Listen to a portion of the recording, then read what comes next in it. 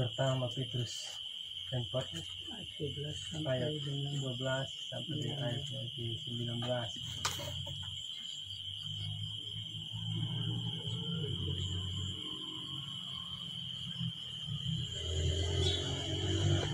Dengan demikian firman Tuhan, bahwa engkau menderita sebagai Kristen.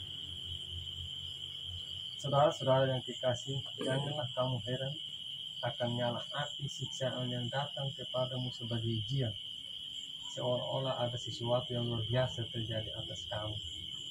Sebaiknya bersukacitalah sesuai dengan bagian yang kamu dapat dalam penderitaan Kristus, supaya kamu juga boleh bergembira dan bersukacita pada waktu Ia menyatakan kemuliaannya.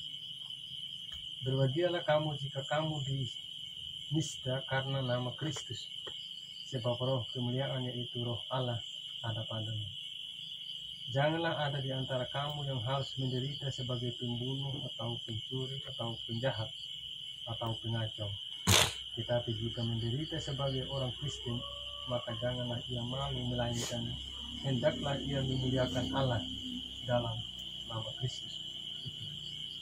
Karena sekarang telah tiba saatnya penghakiman dimulai, dan pada rumah Allah sendiri yang harus pertama-tama dihakimi. Dan jika penghakiman itu dimulai pada kita, bagaimanakah kesudahannya dengan mereka yang tidak percaya pada Injil Allah? Dan jika orang benar hampir tidak diselamatkan, apakah yang akan terjadi dengan orang fasik dan orang berdosa? Karena itu baiklah juga mereka yang harus menderita kepada kehendak Allah, menyerahkan jiwanya dengan selalu berbuat baik kepada Pencipta yang setia. Demikian firman Tuhan yang kita baca dari ini pada malam hari ini. Yang berbahagia adalah ayat itu nama bahay ng lawan nilo bahkan nampala ko terlalu kuliah terlalu Salam. Shalom. Baik, terima kasih Bapak dan Bapak Firman, Bapak-bapak kekasih semua, dan Mama Adi. Sudah banyak hal yang disampaikan sampai pada apa-apa yang kita lihat secara kenyataan dalam hidup kita berpadanan dengan maksud firman Tuhan ini. Saya sedikit saja menyegarkan kepada kita tentang latar belakang yang tentu tentang 1 Petrus khususnya majelis ini sudah ikuti.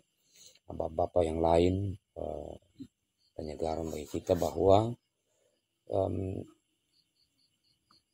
saat surat ini ditulis oleh Rasul Petrus atau salah satu dari murid Tuhan Yesus, ini adalah satu panggilan iman yang disadari oleh Rasul Petrus melihat kenyataan yang dihadapi oleh pengikut-pengikut Kristus mula-mula waktu itu, di mana di zaman hidup Yesus Kristus dan murid-muridnya, ya, sampai Yesus Kristus naik ke sorga dan murid-murid mulai menyebarkan berita sukacita keselamatan dalam Yesus Kristus. Itu keadaan secara politik di mana waktu itu Romawi menguasai sebagian besar dunia.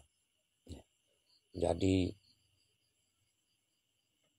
tempat di mana surat ini ditulis, kalau kita lihat dari pasal 1 ayat 1 ya. Dari Petrus, Rasul Yesus Kristus, kepada orang-orang pendatang yang tersebar di Pontus, Galatia, Kapadokia, Asia Kecil, dan Bitinia. Nah, ini tempat-tempat yang tentu dikuasai oleh Romawi, di mana waktu itu sebagaimana yang rekan majelis ingat yang lalu ya, dan kaum bapak untuk disegarkan bahwa kaisar ya, itu harus disebut Tuhan dan bahkan harus sembah. Kalau tidak orang Kristen bahaya. Begitu. Kan yang paling sulit ini orang Kristen, mereka hanya mau menyembah Tuhan. Ya, bagaimana untuk mau sembah lagi maksud bilang kaisar Tuhan. Nah, tapi konsekuensi kalau mereka tidak mau untuk lakukan perintah itu, maka mereka akan mendapat penderitaan. Mereka akan ya dikejar, mereka akan dianiaya begitu. Nah, disinilah surat ini dikirim untuk supaya jemaat Tuhan di sana mereka bisa kuat, bisa bertahan. Ya. Dan tujuannya itulah kita kalau lanjut di pasal 1 tadi ayat 2, ya, yaitu orang-orang yang dipilih sesuai dengan rencana Allah Bapa kita dan yang dikuduskan oleh Roh supaya taat kepada Yesus Kristus dan menerima percikan darahnya. Ya, jadi di sini kaitan sekali dengan selanjutnya, termasuk bacaan tadi yang kita ikuti bersama, ya, bahwa mereka pertama-tama yang mereka harus mengerti, ya, harus paham, harus sadari bahwa mereka ini adalah orang yang dipilih. Itu dulu. Jadi pemahaman mereka ini anak-anak Tuhan yang dipilih menjadi bagian dalam Yesus Kristus. Itu harus menjadi pegangan mereka. Nah, dan ini tentunya isi hati dan pengalaman iman pribadi sendiri dari Rasul Petrus yang dialami. Karena itu maka dia minta supaya mereka yang sudah dipilih ini, ya, harus menyadari akan tujuan Allah pilih mereka. Tujuan Allah pilih mereka untuk menjadi bagian dalam Yesus Kristus, yaitu turut juga menderita bersama Yesus. Nah, hal turut menderita bersama Yesus ini, ya, itu dilandasi dengan ketaatan, menjaga kudusan hidup, dan memelihara kasih. Jadi kalau kita lihat tema di dalam kitab 1 Petrus hanya itu saja. Hidup taat, ya, seperti Kristus taat sampai mati. Kemudian menjaga kekudusan hidup dan bagaimana menerapkan kasih. Nah, kalau kita lihat di pasal 4 tadi, saya pikir kita bisa melihat sebelumnya di pasal 3 itu juga. Di perikop sebelumnya dari pasal 4 itu menderita dengan sabar. Jadi tentang penderitaan ini serius sekali.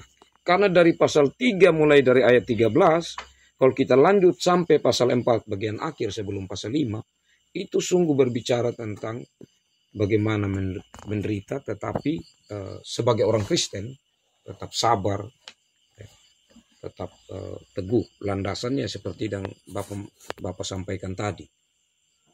Nah, dengan ini kekasih-kekasih Tuhan, maka ya mereka memberi hidup mereka secara total kepada Kristus.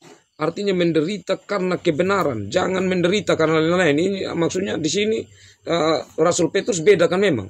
Jangan sampai semua hal menderita kita anggap itu sebagai penderitaan dalam kehidupan kekristenan. Tidak. Harus dipilah yang bagaimana itu yang menderita sebagai orang Kristen.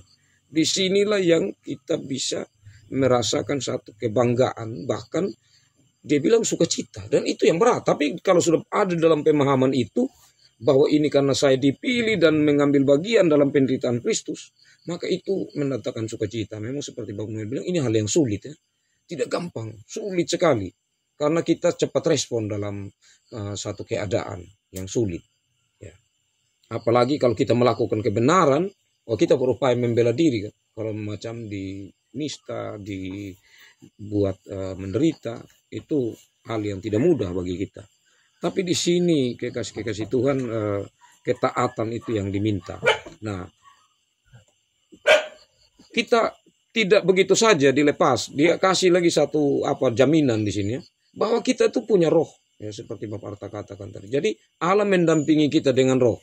Nah, hal ini pasti kita kemarin yang ikut ibadah, kita ikuti persis, ya, tentang apa maksud dari menjadi orang Kristen. Identitas kekristenan, ya, setelah yang kemarin itu bagaimana harus bersaksi, hari ini kita dilanjutkan tentang bagaimana identitas Kristen itu harus menerima penderitaan. Tapi kalau Tuhan izinkan itu, ya, ada maksudnya. Maksudnya supaya kita juga semakin menjadi murni seperti emas yang terus dibakar. Jadi di sini untuk supaya kita semakin murni, atau kalau dalam kata Petrus di sini makin dikuduskan. Nah, ini yang tentu sangat luar biasa. Dan kalau kita mau kaitkan, Bapak Mama, sebenarnya kuncinya begini dari firman Tuhan dari Kejadian sampai di Wahyu.